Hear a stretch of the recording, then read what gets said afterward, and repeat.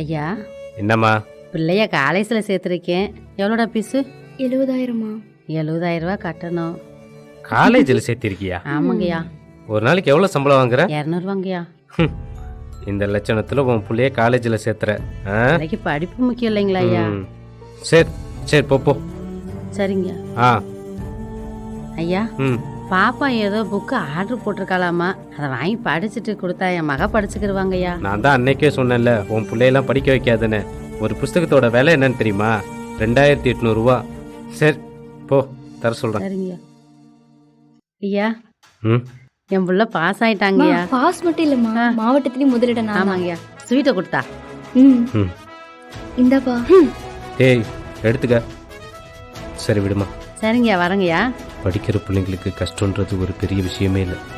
பரவாயில்ல, அவள் ஆத்த நினச்ச மாதிரியே நல்லா படிக்க வச்சுட்டான். ம்